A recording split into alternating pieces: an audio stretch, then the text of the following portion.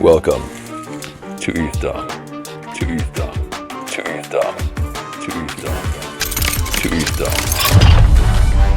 ETHDam. So next up, we got Paul from The Edge speaking about some, again, nerdy stuff. ZK rollups, Bitcoin EVMs, all of this.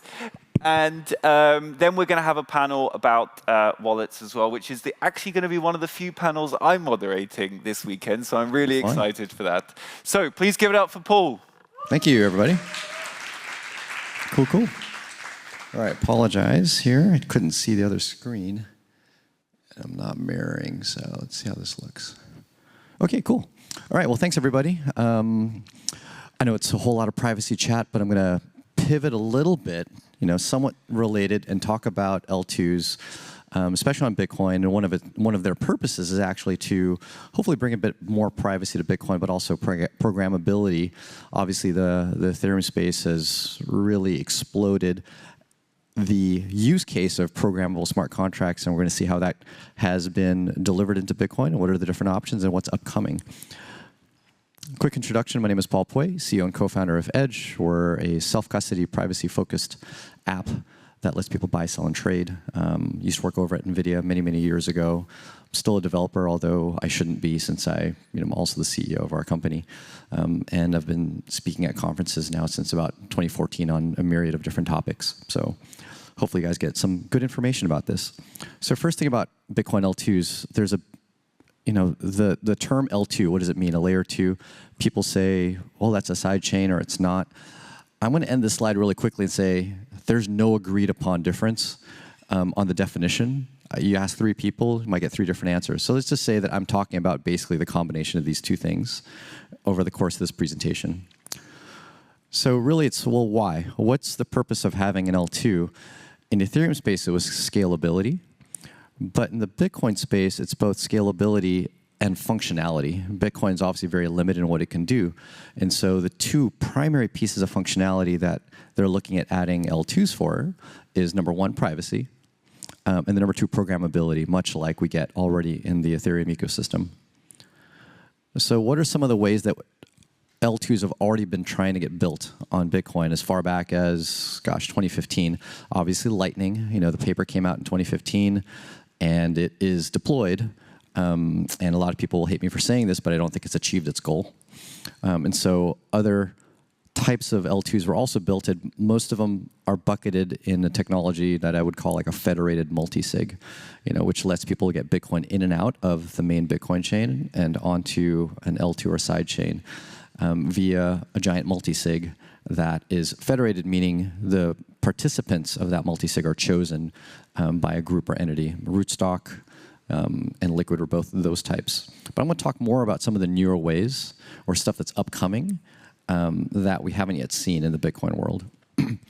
So number 1, ZK rollups. And we can thank the Ethereum world for this. They kind of had innovated on ZK rollups, which are a way of having another chain, an L2, and its transactions verified by the main chain, the L1. I'm going to talk a little bit about Alpen, and I learned actually just yesterday that very similar to Alpen is Citria, which I think there's a presentation going on, I think right now, more detailed on ZK rollups. If you're a developer and want a really technical talk, I've never said this before, but leave this room and then actually go to the one on ZK rollups. This is going to be a much more high-level discussion of the different options and how they work. I'll also talk about MPC multisig options such as Spiderchain, Drivechains, which has been a long-time proposal but hasn't seen the light of day, and then Chomian Ecash, which has gotten really popular. I'm going to share some of my subjective opinion on these types of protocols. So first, Alpen Labs is building a ZK rollup chain. It's not yet deployed for Bitcoin. It uses a protocol called BitVM, which is a way to do programmability on the Bitcoin layer 1, but it's incredibly complicated. It's incredibly expensive. It's not friendly to develop, but it's used to replace the lack of programmability on Bitcoin in comparison to ETH. Right? To do these rollups, you need to execute some code on the main L1 that verifies the transactions on the L2. And this is what BitVM is used for. Some of the other notable bullet points of Alpen is it has a centralized sequencer. So what does that mean? When you create transactions on the layer 2, the EVM, one company, Alpen, gets to choose what the order of those transactions are and which ones get in. The bridge, though, is an N of N, basically a multisig, an MPC multisig. And this is the bridge that locks up Bitcoin on one side and then chooses to mint a tokenized, well, not really tokenized, but the main asset that is pegged to Bitcoin on the layer 2. There's federated prover nodes. I'll talk a little bit about what that is a little bit later. And then decentralized challengers, meaning anyone can challenge this network and say, hey, that proof isn't valid. All right? So anyone can do that, but it can cost a lot of money. So this is kind of like what the network looks like to peg in and peg out. All right? You've got these bridge operators, that's the term in Alpen, which are part of the multisig. Someone on the layer 1 wants to go and peg Bitcoin in, they send it to this multisig of bridge operators. They come to consensus and say, okay, we're going to mint some Bitcoins on the Alpen layer 2. And then the same thing in the happy case where all of the bridge operators are operational. Once again, it's an N of N multisig, meaning if there's 20 of these operators, all 20 have to be alive and sign to get the funds out. What about the verification of transactions? How do you know that a transaction on the L2 is truly valid? The transactions, once again, go through that centralized sequencer. So Alpen has control of that sequencer. And it then goes out to provers, which are some federated nodes that are chosen. And they then go and write the proofs onto the Bitcoin L1. And these proofs aren't validated. They can be challenged, but that can be very costly. But they're written there so that if someone sees that a proof that a transaction on the L2 is invalid, they can challenge that proof, which could actually slash these nodes. And I had mentioned it's an N of N multisig. So in this case, say there's 3 bridge operators. If any one goes down, then the multisig breaks. But then there's this backup. Right, so this is an important piece, is that you're not fully relying on the multisig to be up. Obviously, with N of N, one goes down, you don't want to lose all the money that's pegged onto this L2. And this is where BitVM, using a very expensive series of transactions, can actually recover the funds. And so someone that wanted to peg out at the time when one of these nodes are down can actually execute a transaction directly on the L1 that would unlock the funds. This is that script, that virtual machine script that's running on Bitcoin. But once again, it's a very costly process. And it happens if one node is down, ideally on the happy case, there aren't any. So for these Zkrollups, what are the pros? Luckily, these nodes, they can't steal without 100% of malicious nodes. Right? So you'd need a huge compromise to the network to lose any Bitcoin. It uses the Bitcoin L1 to provide security. And this is what many other quote-unquote sidechains or L2s don't do. They simply have a set of nodes that validate transactions on one side and then a bridge between the two. Here, you're actually using the mining effort of Bitcoin to provide security because these proofs are going on the L1, and they can actually be verified on the L1 as well. Big criticisms, that centralized sequencer. So the centralized sequencer, it can choose what transactions get in, which means it can censor. However, you can actually bypass the sequencer. There's a thing called forced inclusion, but it's insanely expensive. So both challenging the provers and bypassing the sequencer, if there's a group of people that are being censored, would cost about a 3 to 4 megabyte transaction in Bitcoin. And so incredibly expensive, but know that there is that possibility, and so a second sequencer can get launched, and just having that capability is what keeps the sequencer effectively in check. As well, it can be very slow to peg out. Like getting the Bitcoin out of the L2 and into the L1 could take weeks to months.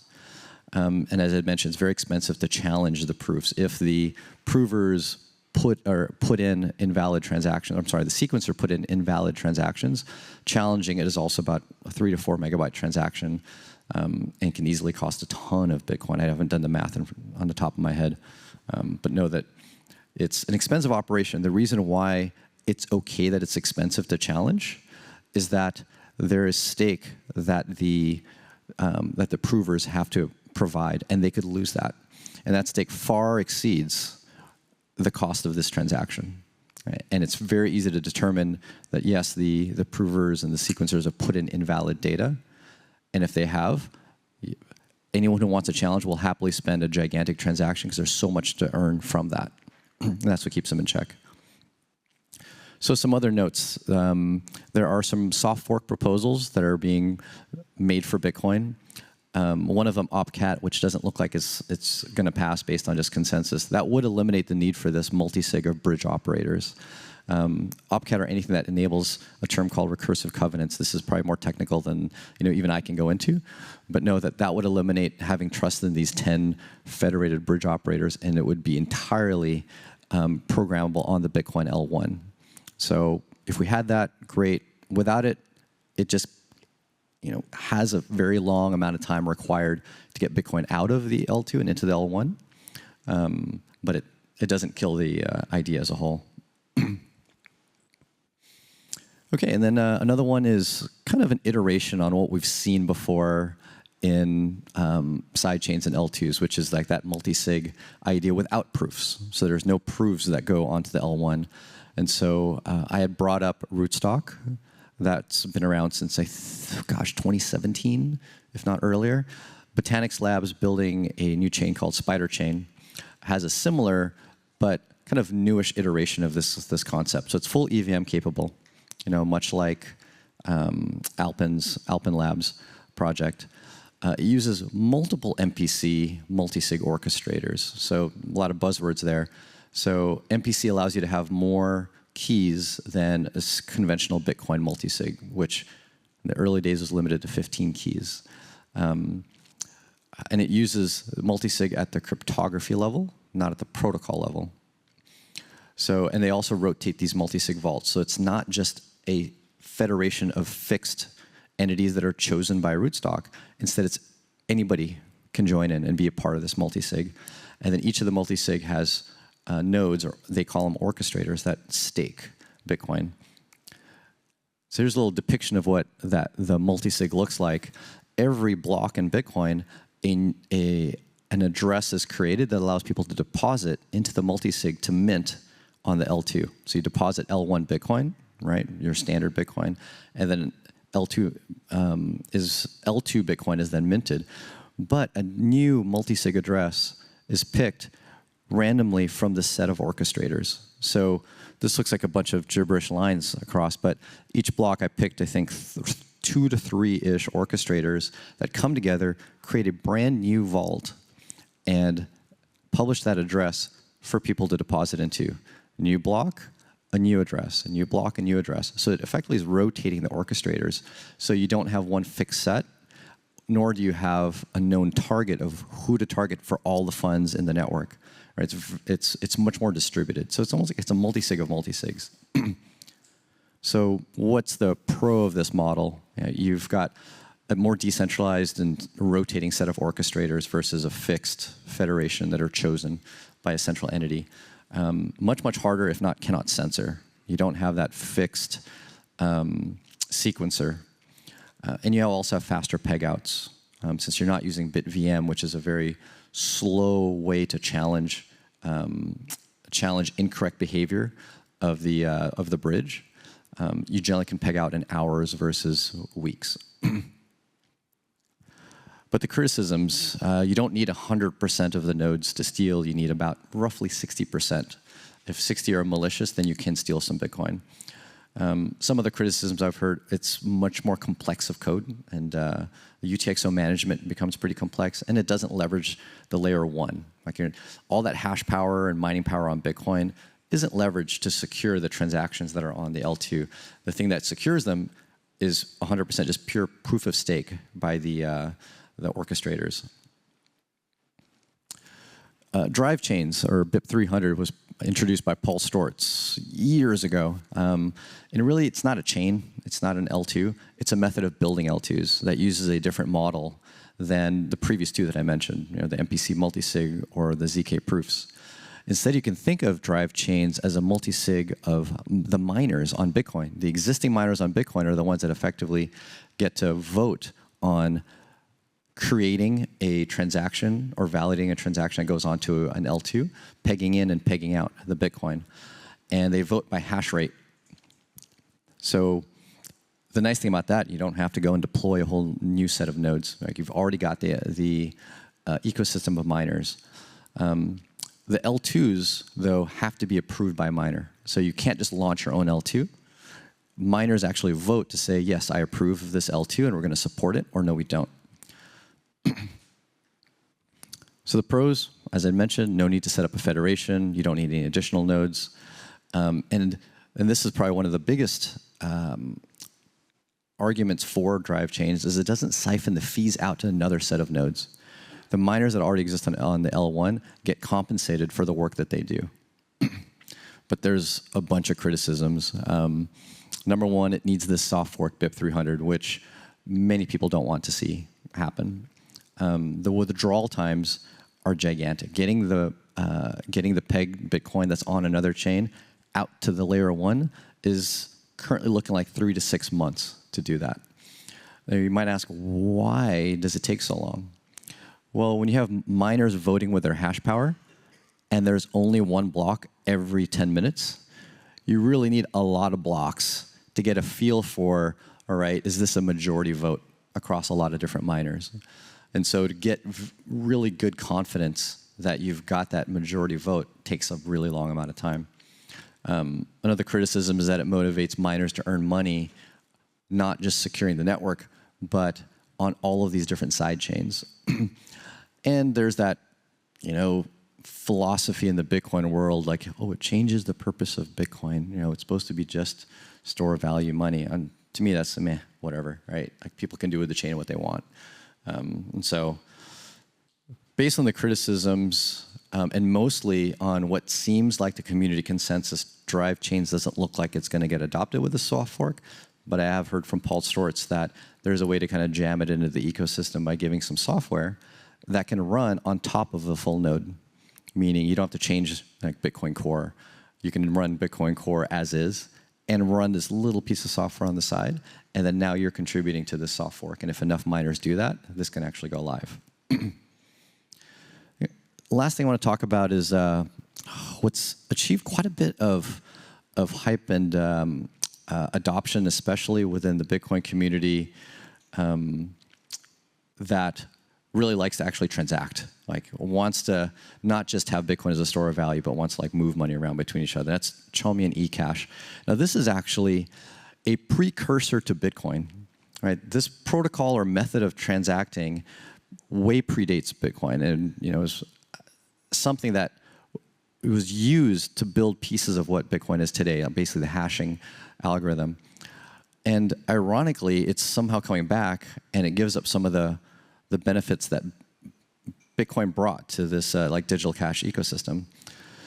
The three main, I think, bullet points to help describe this, and I'll go into a bit more detail, are number one, you've got trusted community minters, people that mint tokens that represent Bitcoin, that people can then bounce around to each other.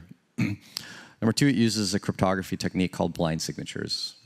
Just know that there are these signatures that have interesting property to them. I'll go into a little bit more later. And then these transactions are off-chain. When people bounce the Ecash transactions, they don't do it on any chain at all. They simply send each other a piece of data, right? Just like an email. So what does this look like? Here's a big graph. I'm going to try to walk through it. All right, you got our favorite Alice, Bob, and Charlie here trying to send money to each other. Alice has some Bitcoin, but she doesn't want to send expensive on-chain Bitcoin back and forth between people, so she chooses to mint some Ecash tokens, which represent Bitcoin. So she generates a key, and that's just a random number, right?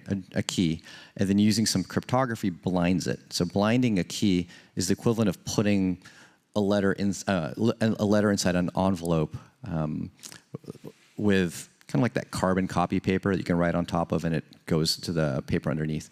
So she blinds this key and then sends Bitcoin with a blinded key over to the mint.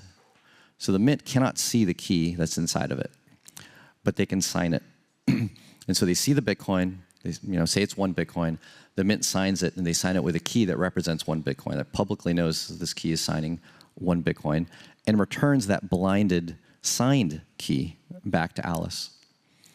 So Alice now has this blinded signed key, and she can take it out of the envelope, right? And that's, oh, I can't see my cursor, but in the upper left to the left of Bob is that opened envelope, and it has the signature in it.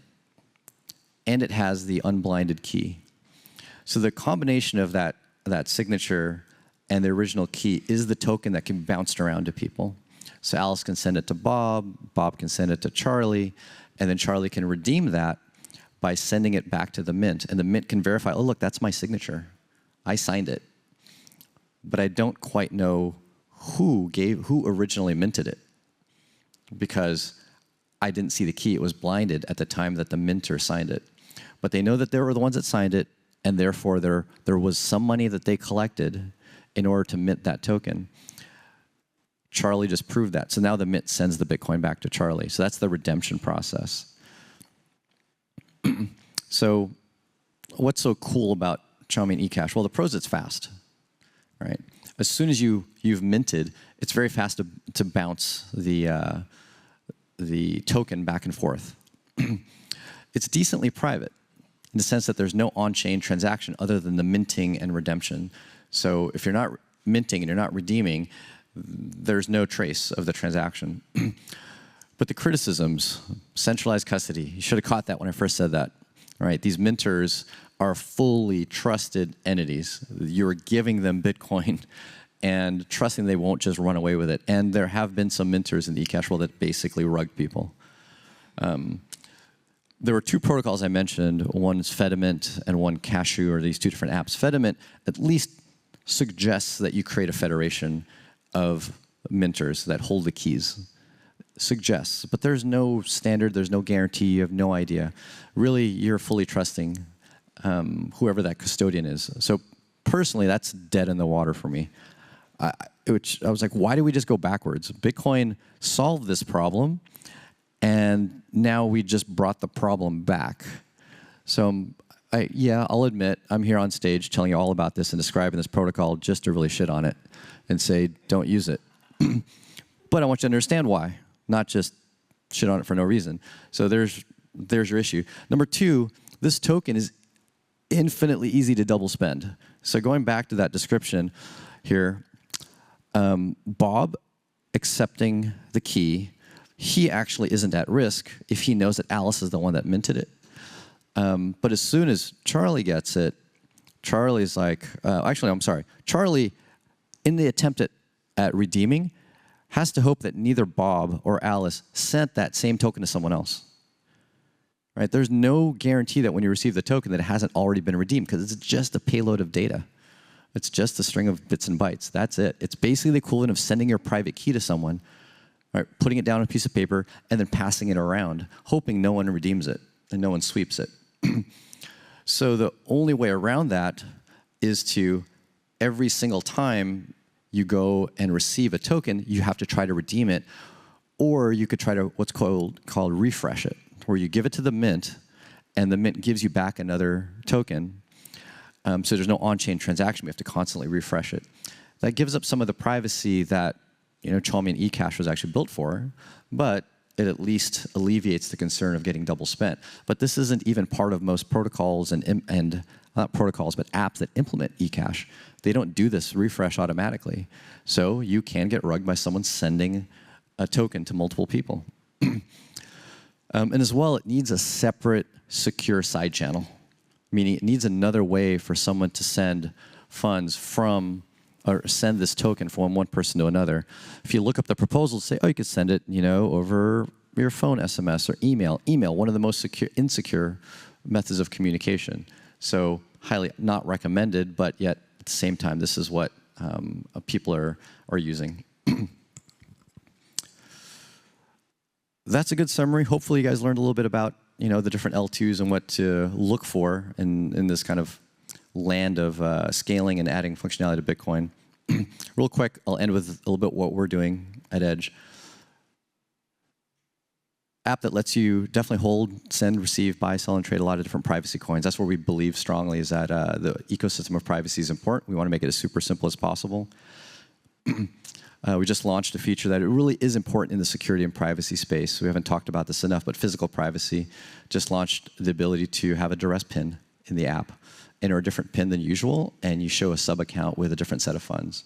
So in case there is that moment of duress where someone's forcing you to unlock your device, you could unlock it and not show the funds that you normally would have. And then we're open source. People can check it out, github.com, edge.app. I think it's important in any privacy-focused tool, is that it's open source so people can audit it. And that's it. Thanks, everybody.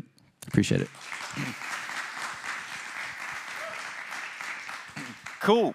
Thanks so much. We actually got one question for you, and then going to take a seat. Let me just get it up. So investing on decentralized sequencers is expensive, given that the main source of revenue is, if that makes sense to you, give it a crack. Let's see. Given that, what is the main source of revenue for the one investing? Oh, I see what they're saying. So investing in the projects that build a decentralized sequencer is tough because there's no token, right? So admittedly, that is an interesting challenge. I'm not sure what was the motivation in investing in Spiderchain. Like, it could simply be that they will be some of the early sequencers on the network, right? They're the main developers. They'll be the early sequencers on the network. But it's true, being early doesn't mean that you're there when there's a lot of money. I'm not an investor, at least not in companies, all right? And I don't know the pitch other than investors trying to pump the bags they already have, such as Bitcoin. And I think a lot of Bitcoin investors really think of it this way. They're not investing in the company success. They're investing in the ecosystem necessary to drive success of the protocol and the asset they already have. Cool. Thanks for sharing. I hope that answered the question, at least from your point of view. The second question being, Tornado Cash is arguably better at Chomian and Ecash. How hard is it to organize a similar to Tornado Cash on BitVM? So I think you need less of a quote-unquote Tornado Cash, but instead you need a sidechain that is kind of like a Zcash, right? And through that, you can do an equivalent to a Tornado Cash transaction that just simply moves funds to another address through the kind of Zcash-ish network, and then you've quote-unquote kind of like mixed your funds. And that is one of the talks, and there was a paper that was written that I was given by the Alpen Labs team that had a proposal to build a full ZK snark chain using the technology that Alpen had built to be able to bridge to and from the main L1, but not to an EVM L2, but to a fully private L2. And I think that's one of the grander visions. Personally, I think this is the only hope for Bitcoin is, this L2 ecosystem. Otherwise, it'll get taken over by a lot of the different functionality and privacy chains. But having a programmable L2 plus a private L2 combined would be, that's the end-all be-all. You're done if it's fast.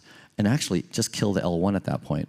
There's actually not too much purpose because the L1 is contributing security today, but that security is only going down the more the L2s are used.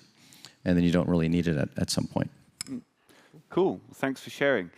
Please unplug your laptop and take a seat.